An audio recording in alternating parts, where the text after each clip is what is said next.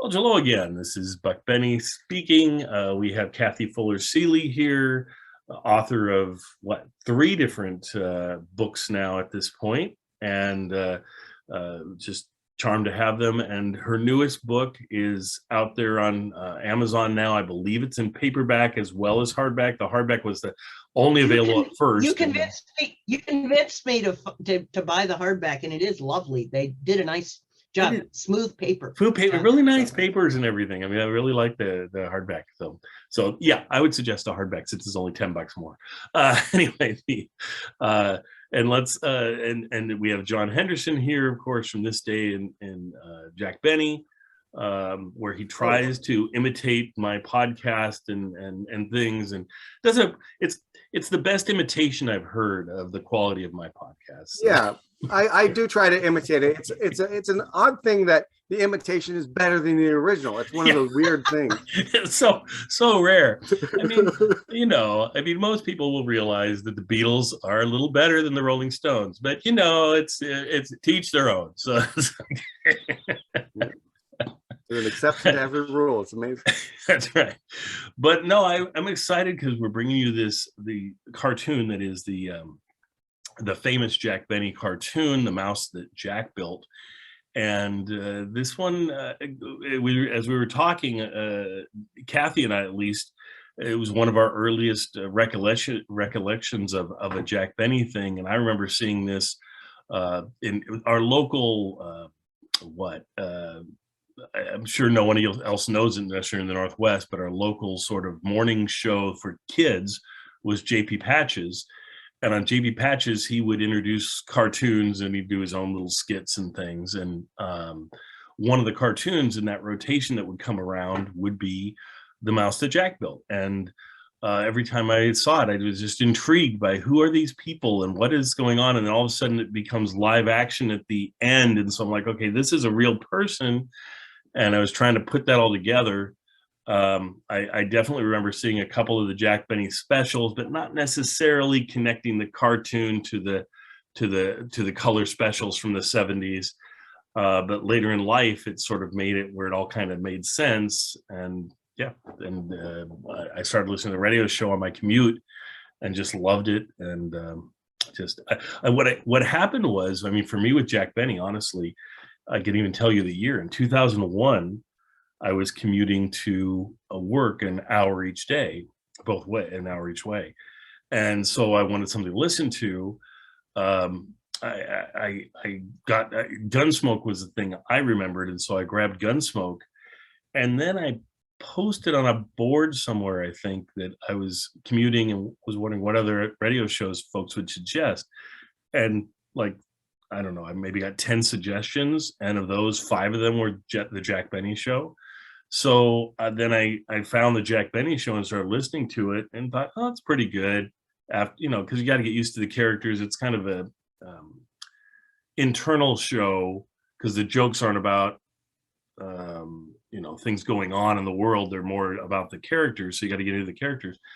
But once I listened to about 5 episodes, I just fell in love with the thing and listened to the whole run as I was driving back and forth. So, because I think I could get through, 4 episodes a day or something. So that would, kind of go quickly through it, and just fell in love with it, and then wanted to do something with it to get it out there. And I wanted more people to hear it and things. And then podcasting was a thing. And so then I started doing the podcast.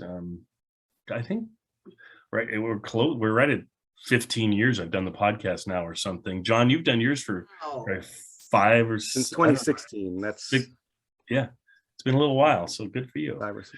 And so it just I kept fine-tuning it kind of as I went with my introductions, and I just thought it was such a fun thing to do. Anyway, so then we started doing these YouTube ones like a year ago or so, and it's just because I'd introduced all of his radio shows, and so I was like, well, let's do some introductions on YouTube and things, and you guys were willing to join me, which is fantastic. I feel so blessed for that. And this is one I've always wanted to do. I've never had a decent copy of it really to share or whatever, and now I've got a decent copy, so we'll see. They might, this one might be one that you want to enjoy while you can, because it might be one that they tell me to pull down or something, and I will if they tell me to do it. But I figure I'll throw it out there. It seems like we get a little more grace for the fact that we have these intros that we do to them, and we sort of are doing it in, I don't know if you call it a scholarly way or whatever, but it's like an analysis piece that I think they can say, okay, that free use, maybe they let us slide a little bit on it, because I haven't had any problems with any of the videos being pulled or tell me to pull them. Yeah, knock on wood for sure.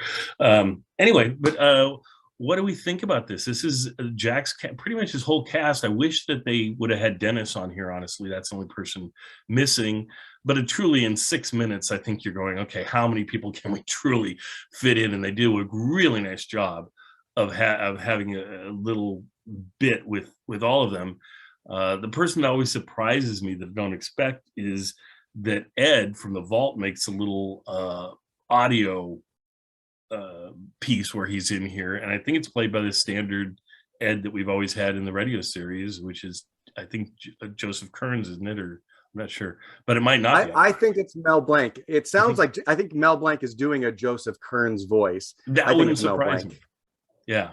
I'd have to look back and listen again, but yeah, there was something a little different about it but certainly he was at least imitating Kearns, if nothing else. Yeah. So, but let's go to John first. John, what do you want us to talk about this thing? Yeah. Well, first I have to mention that we joke with each other in our Fred Allen style feud, but I actually did listen to your podcast before I even started mine, and thought it was great. And thought, I can do that better. Gosh darn it. And so you did your own thing.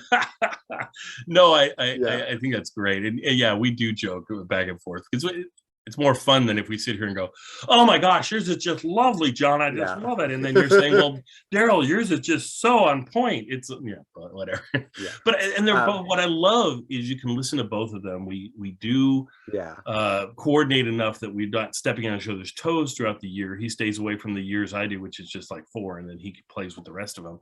But the piece, John brings up the subtle mentions in there, the various things, and explains things, and does a beautiful job. I probably spend more time with talking about the actors, talking about the show itself and things. And so they're both just different flavors of introductions. And so I think a lot of people enjoy listening to everything that we both do. So I think it ties in really well. And then it's fun that we both can get on here together and talk each week about the Jack Benny stuff. So I just think it's definitely great. Yeah. And I watched a lot of Looney Tunes when I was a kid. I loved the Looney Tunes. So did I. But I have no memory of the house that Jack built. Right. I actually have a memory of being like in elementary school and playing mice inspired by Looney Tunes, but it was the Honeymooners one, not Jack Benny one. Yeah. That's so I watched this after already, being into Jack Benny, and then I realized there was a Jack Benny cartoon, and I think that for that reason I did appreciate it more, being able to recognize the caricatures in mouse form, which is hilarious and great, and even way better than when they actually do caricatures of Jack and Mary and Rochester.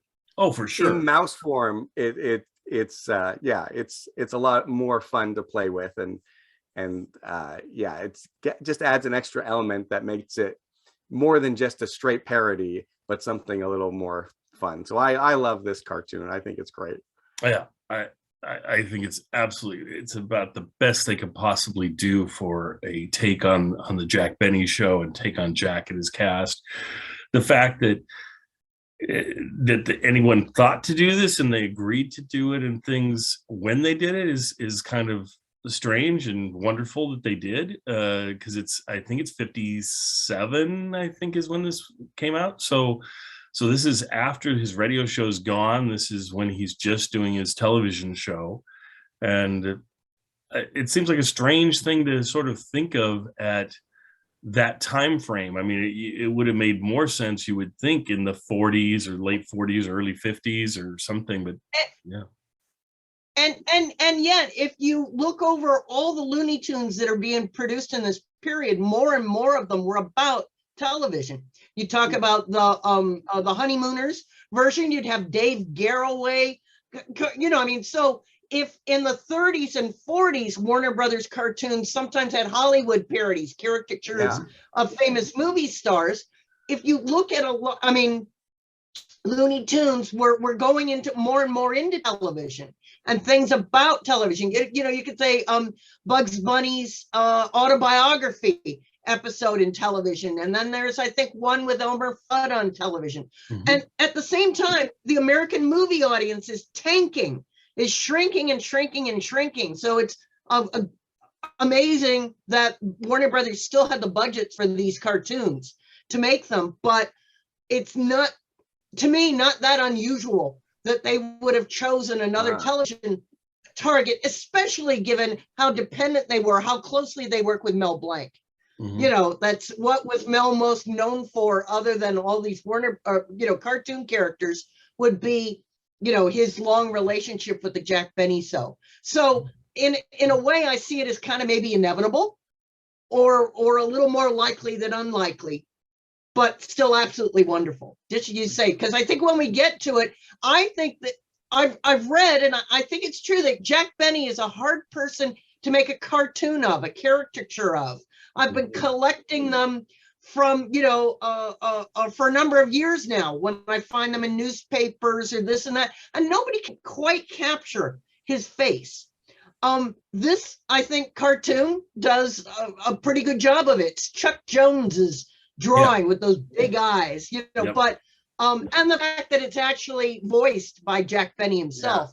But to me, this is one of the best caricatures of Jack Benny, even though it's not exact. I always thought it was the best. I wouldn't say just Jack. I would say Don. They capture it's a perfect Don, and then Rochester. You see, I mean, we're going to talk about the other times when the characters were featured in cartoons. But so often with Rochester, it essentially looks like it's often a mouse they're having him as, or some character, but they always essentially look like someone in blackface with the big white lips and the big and a very dark complexion. Whereas this one, they captured the fact that he's black, but they didn't go overboard with the caricature of that. And so I thought it worked really well. It seemed really respectful, the version of Rochester they had.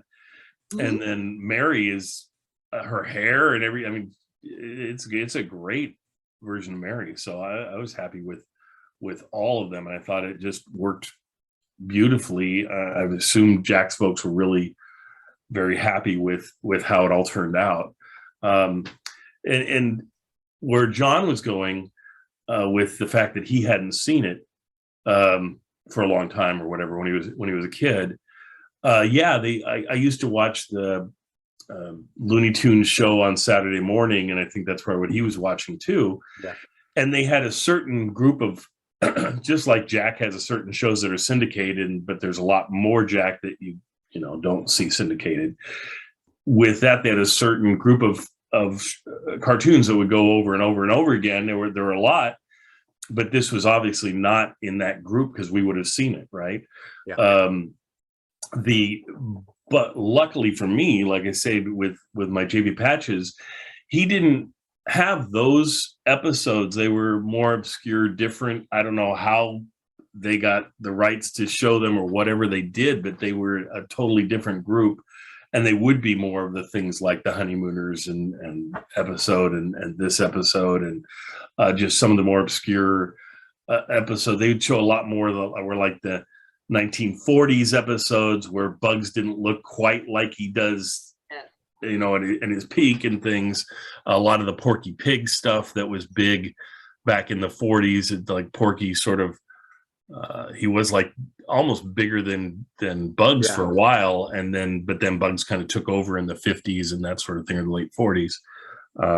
Anyway, but the whole history of Looney Tunes is such an interesting thing, and I love that we have YouTube and you can watch so many of the various cartoons on there.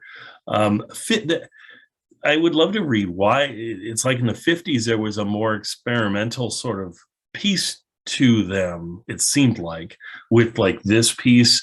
But the one that stands out for me that I just love is I can't remember the actor's name. He's the actor that is in a lot of radio, and he played the Alka-Seltzer character. He's got a little kid voice, but he started voicing when he was in college, and so he wasn't young at the time, but he'd play, I think he said he'd play anywhere from like 4-year-olds up to like 12-year-olds is where his range was or whatever. But he played Ralph in 2 different Looney Tunes cartoons that were about, and to me, those were my most personal cartoons, because I used to daydream all the time and get called out on it, wake up, pay attention to what you're supposed to be doing.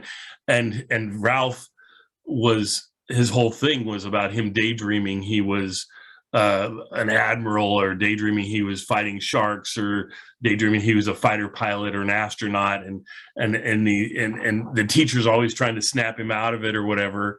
And they're just beautiful, but they aren't of the same vein as what we're used to with Warner Brothers. Are kind of standalones, and they did a lot more standalones, it seems like, in the 50s, where there was like 2 or 3 episodes, but they weren't like Bugs Bunny, where you go back to it over and over and over again, or Yosemite Sam or whatever. They were kind of self-contained shows, and I'm sure there was a reason that happened, but I don't know what it was. I think that there's a lot of standalone episodes in the early days. They're just maybe not as memorable or good, with the exception of some of the gems, like I Love to Singa.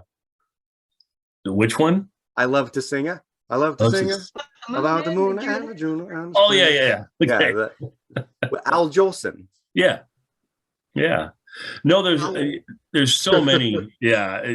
And through time, it's interesting. I love the takes on Hollywood performers and things that so often Jack appears in those ones where they're grabbing onto a Clark Gable and all these people and showing them in cartoon fashion. Those are always fun as well. There was another mention I was going to make. I know what it was.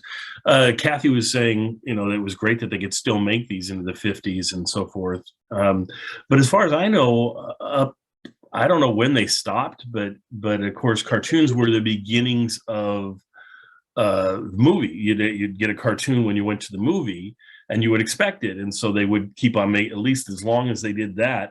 But it seemed like that went up until right about the time that they stopped making the cartoons. I assume it's because they wouldn't feature them at the beginning of movies anymore. The studios were just collapsing, and then and they couldn't afford it because you couldn't charge enough for the cartoons. So it was really always just sort of eating the expense of making the things. And eventually they just couldn't afford it anymore. And so I think the last cartoons are really kind of sad, right? About 62. Well, I assume that people would also, they might get, if they were to audience test like you do today. I don't know if they did audience testing, but I would assume some people would be like, no, just get to the movie. I paid to see the movie. I want to see the movie. I don't want to see this kids cartoon. Movies were also getting longer, but as I said, they didn't have the right audience. The first I saw cartoons at the drive-in. They would have, cartoons before the movie's there, but no, it was very much a dying thing. But then, lucky for Warner Brothers, that television, especially in times like Saturday mornings or afternoons, here you could take your old material and get some more money out of it by licensing it to show again and again and again to our generation of young people. So, hooray! Well, it created a whole. All the other cartoons would come and go. You'd have the Brady Bunch kids for 2 seasons or whatever, and you'd have some genie show or whatever that was going to be on, or Super Friends or whatever. But through all of that, as far as I knew, from the time pretty much I was born until, I don't know, 20 years ago, 15 years ago, they had constantly, the Looney Tunes had their little either hour block that they would have every Saturday, and you could watch that. And that's pretty impressive that they were able to go against all the competition. The competition would fade away, and they just keep going and going and going without new material, which is the same old cartoons and everything. And the fascinating thing is that those cartoons were originally made for adults. Right. They weren't made for Saturday morning shows. They were made to go with the feature of the evening. And so I love looking back at some of those cartoons that I'd seen since the age of 3 or 4 and going, oh, is that what they meant? Yeah. Slightly risque things, or or connections to historical events, all the kind of things that did, went right over my head when I was little. And then as I get older, ooh. Yep. Well, even in the last 5 years since I've been doing the Jack Benny Show and researching all of the references, there are many things that I wouldn't realize was a reference until you learn it, and then you go back and watch Looney Tunes, and you're like, oh, I get it, Yeah. Oh, yeah. And so often, I assume you're saying so often Looney Tunes are referencing the Jack Benny Show or Jack Benny catchphrases or whatever that you might not realize are from Jack's show. And then, of course, vice versa, too. I mean, because you have no blank on there that there's more of a tie. Yeah, a lot of times, it's things happening, in the news or whatever. But even more than that, it is like characters, right? Mm-hmm. This is a mouse, but this mouse is actually, Andy Griffith or Eddie Cantor or who is the one or Phil Silvers or whatever, right? Right. Mm-hmm. Yeah, for sure. Oh, or Senator Claghorn. Yep. Oh, yeah. Senator Claghorn. That's such an interesting one. Yeah. Because I didn't realize that tie until much later, like I said, and then it was like, oh, okay, this makes total sense now what they were doing. Crazy. The other piece that I was just going to mention was the fact that I was excited when late 80s, early 90s, I can't remember, they were celebrating some anniversary of Warner Brothers cartoons, and they put them at the front of movies again. For about a year, there was where they put them at the front of movies, and I saw more movies that year just because I want to see the cartoon, get that experience of going to the theater and seeing a cartoon and then seeing the feature. It was great. Whereas I gobbled up when they released the DVD releases of the Looney Tunes Golden Collection and things like. Now my brother had them earlier on Laserdisc, and those were even more beautiful, and you could watch them frame by frame by frame. Wow. There are things that you could do with Laserdisc that you haven't been able to do with any other medium since then. But so that was the first. I'd never gotten to see What's Opera Doc. Had never shown on TV before, and so that's why I needed the Golden Collection. Was finally to see. Oh, there's so many things on there that you haven't seen before, or whatever. I mean, they're charming to get them. I mean, this Mouse That Jack built is on one of the sets, I think. It is, And the other thing I was going to mention that I liked, and they only did it for just a few. They would release DVDs of movies. In this case, I want to say the two I can think of. One I definitely can think of is Robin Hood. The other one, I think was Yankee Doodle Dandy. Maybe was one of them. Mm-hmm. Where when they released it, they were trying to say you could create an evening like it would have been going to the movie theater and seeing this. Giving you a cartoon that you could have the cartoon and then watch the movie. And they tried to get a cartoon that was somewhat related. I think they used the Robin Hood cartoon that they with Daffy Duck and things. I think those were on a separate disc, and they actually had one of the shorts that was out at the same time as Robin Hood, along with a musical, like another film, a short, like a musical segment or another thing. Yeah. But they had, I know they had them where they were on, they were on the same disc, and that you could watch them all together. You could say play it, and it would play the just like it was in the theater when you would see it. I've got the Yankee Doodle Dandy one like that, and it's fascinating too. Well, I mean that people 20 years older than us could remember that's what a movie show was like. Yeah. But as sort of educational, unfortunately, with the collapse of the DVD market. Yeah, we don't get that. Netflix, nobody is actually streaming all those extras anymore. Yeah. I remember they tried something similar in the 90s when I was a youngster on VHS. Before Honey, I Shrunk the Kids, they played a new Roger Rabbit cartoon. Oh, that's right. That's right. To emulate, sort of like a cartoon short before Yeah. your movie, and it was great. Yeah. Yeah, I wish they would bring that back. I mean, we're sitting there watching all of these previews, trailers of movies coming up, and then usually an ad or two that they want us to watch. You just think they could throw in a cartoon in there somewhere too. I'd love it, but they don't. So we keep moving on. But and then the other side too, when anyone tries to do it and create a new cartoon for an adult, it is hard to create a really good cartoon that holds up. I mean, you could grab any of the Warner Brothers cartoons and it's tough to match them. I mean, certainly, like you say, the Roger Rabbit stuff that they did was reminiscent of that and could pull some of that, but I still don't think most of your Roger Rabbit shorts are as good as the original Bugs Bunny cartoons and things. So yeah, it's tough. Anyway, so I hope folks are going to enjoy this great little piece that we have for you. I think what we'll do is let's go ahead and talk about the other cartoons that we have. I'm going to tag those on the end so that you're first going to see the really good one, which is of course the mouse that Jack built. But then you'll see some of the appearances. There's only like 2 or 3 minutes of it, of appearances that Jack, where they used Jack's character in a cartoon, but it doesn't actually have Jack voicing the character, or it's usually Jack and Rochester that are used the most. I don't think we see anybody else from no, we do Mary. Two Marys, Mary twice. So. And I guess I'll throw this out there. There's one with Mary and Jack that I think is the best one of the whole lot. Yeah.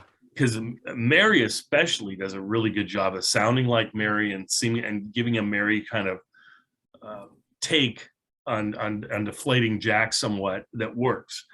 The Jack in that is not the best Jack, but he's not horrible, and so that's the most solid. Actually, I think the cartoon is actually called like Jack Benny's Malibu Beach Party. Yeah. So they are supposed to be the main characters in that one, with other celebrities then introduced, as opposed to Al Jolson and I Want to Sing, where the other ones where he's just one of the mix of characters. Correct. That comes on, at least. So for what that's worth. Yeah. Well, I'll have to look that one up and see, because it's certainly that little snippet we get and you get a few. You can tell there was a longer bit because you get 2 little snippets from that same cartoon. You can tell with the one with Mary and Jack being the best of the 2 pieces, but it makes me want to see the rest of that cartoon. The piece that I was just going to mention was that unfortunately Rochester gets the short end of the stick most of the time here, and they really play him as a really broad caricature of Black folks, and the way they draw him unfortunately looks more like they're drawing someone that's in blackface instead of an actual African-American person. John, what were your thoughts on the various ones that you saw? Yeah, I mean, I'd seen a number of them before, but I don't remember ever seeing the Jack Benny Malibu Beach Party before, or whatever. Yeah. So I thought that was really interesting, and I feel like there was one that was one of my favorite that they didn't have on there, where I think Daffy Duck or somebody is walking past a park bench, and there's Bing Crosby, and then there's Jack Benny playing the violin. Oh, that's they're all cold and starving and things like that. Yes. And that was shown on the Saturday mornings. I remember that would loop around where you'd catch that one. And I was always, I was a weird kid. I would always get excited by watching these old people and trying to figure out who they are, because I knew that they were famous people. And maybe I'd recognize, say, Bing Crosby from his Bing Crosby Christmas specials that he'd do and things, because I remember watching them. My parents, and I'm so delighted that they did this, they were big into watching those specials, and those specials would be a special night, and they would be like, oh, there's a whoever Jack Benny special on tonight, or a Bing Crosby Christmas special on tonight, and the whole family would watch together. Because my best memories of watching television was watching with my family those specials. And then the other thing that pops out is probably watching the Waltons together that my family would do all together, which was wonderful. And for me, just because my dad would humor me, him watching Star Trek with me, which I know he was never into, but he knew I really liked it, and so he would watch that. I remember us a lot. We'd be on his recliner, and he'd have me like on the side, and so we'd both be together and we'd be watching, and it's a great memory. So charming sometimes how you can, as families, have that time together. And for the deep Jack Benny fans, if you want to do a deep dive into the cartoon connection, I wrote down a quick list of some other cartoons to look for. Nice. Of course, you probably know all these, but maybe not everybody does. Dennis Day played Johnny Appleseed in the Disney cartoon short. Yeah. Phil Harris. And let's stop at that for just a second. He played every character in Johnny Appleseed. That's right. He plays Johnny Appleseed. He plays like old Johnny Appleseed. He plays the angels. He plays, I think every voice you hear in there is pretty much his. There's some female voices, I think, at some point, but yeah, it's a real tour de force for him, and he sings in there too, which is lovely. Yeah, and then Phil Harris is a regular with Disney cartoons. People probably know the Jungle Book and Robin Hood, and also the Aristocats. Now, this is a real deep dive. Dennis's mom on the radio show is Verna Felton, who played a bunch of Disney characters, from the Grumpy Elephant in Dumbo to the Queen of Hearts and the Fairy Godmother. Yeah. Mm-hmm. And then Frank Nelson is in at least one episode of the Flintstones, maybe more. And he does his typical Frank Nelson. He's like a cashier. He's got the mustache. He's like, wow, to Fred Flintstone. And John still does the best Frank Nelson of anybody I've ever heard. And it's so surprised when you pulled that voice out and could do it so well. It's like awesome. Well, this will give me a run for my money, which is whoever does it on The Simpsons. There's a recurring role of a Frank Nelson character on The Simpsons, where just randomly they'll go to a jewelry counter and it'll be Frank Nelson in Simpson form, but obviously it's somebody who's doing his voice. So correct. I just thought those were a couple of fun little cartoons. Now, John says that. I watched those. I'm like, oh, they're so close. He's like, really, it almost sounds like Frank Nelson doing it, but not quite. But when John does it, there's something that he captures of Frank Nelson in his voice that even the person on The Simpsons, I don't think captures that well. So I think you're even better than the guy on The Simpsons, which is I've probably heard it more times than whoever that guy was. Exactly. Yeah. No, but yeah, those are wonderful bits to catch, and the actors who've done them. I will say the Phil Harris one that people might not know about, that you might want to catch. He was in the first maybe 3 episodes or something like that of Tailspin, I think it is the Disney cartoon about it's like the Jungle Book, but they're with boat planes. Yes, and he does the Baloo voice in there for, like I say, the first few episodes or the first movie they had of it or something like that, and then it ran for a couple seasons and he wasn't in it for the rest of it.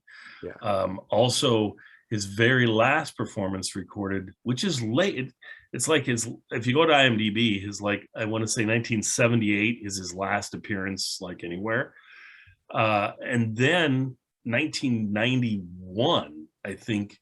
He's the narrator and one of the main characters in Rock-a-Doodle-Doo, I think it's called. Rock-a-Doodle, yeah. Yeah, Rock-a-Doodle, there you go.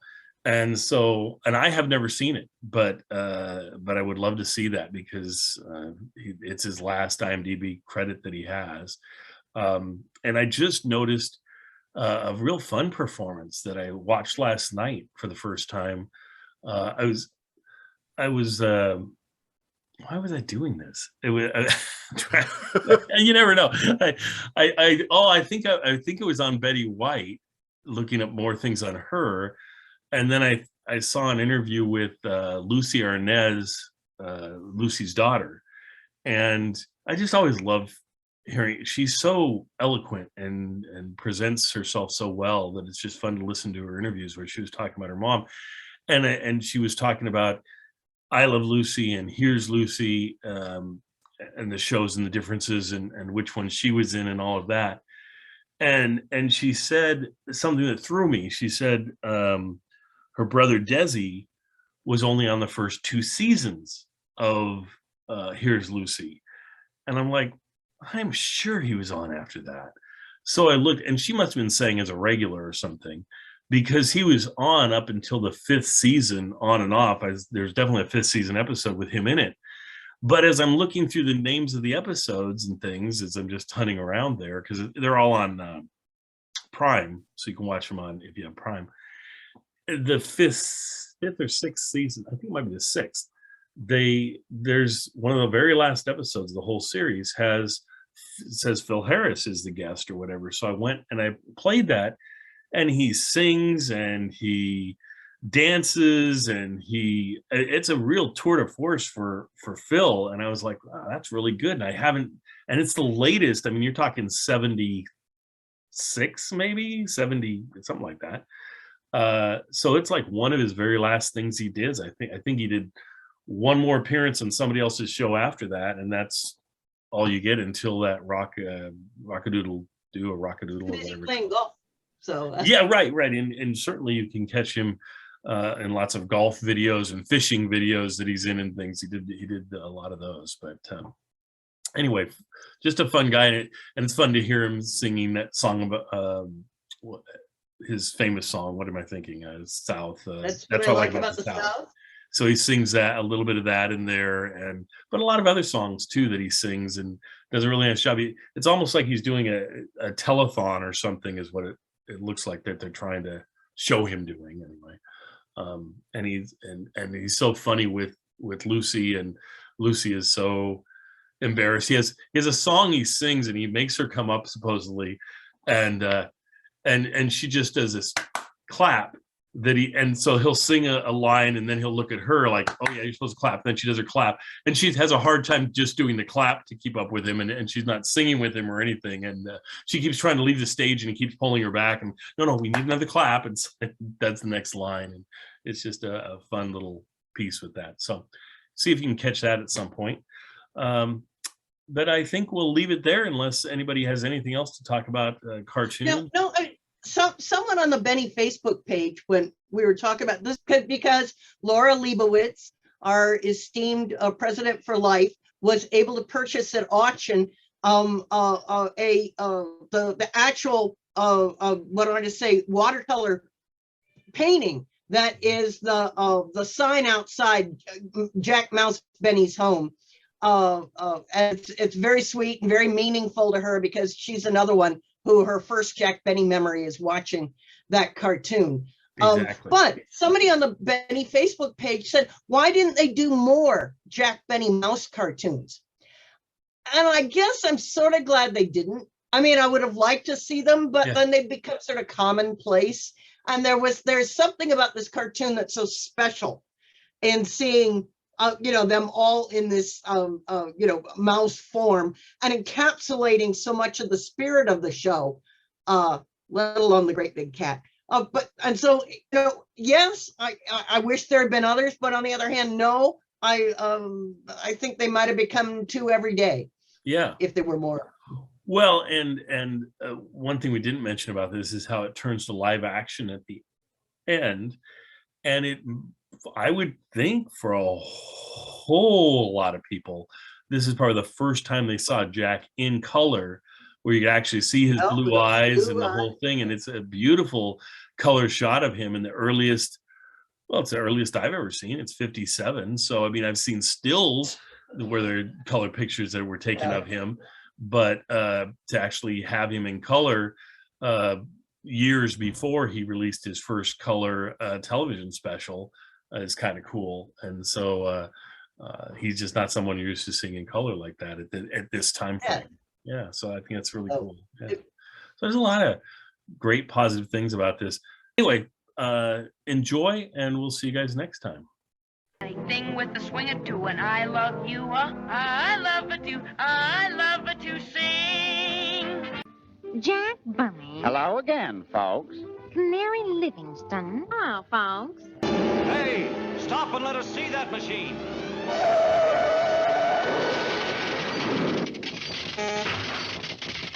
Hello again, folks.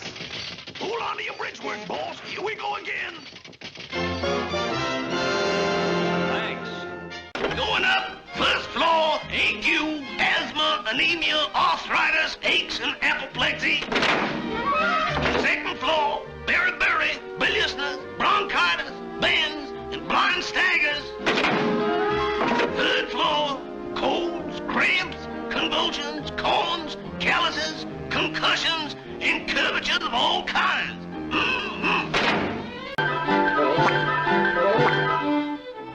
Hello again, this is Jack Bunny, folks. You know, one of the Easter bunnies. Hello again, folks. This is Jack Bunny.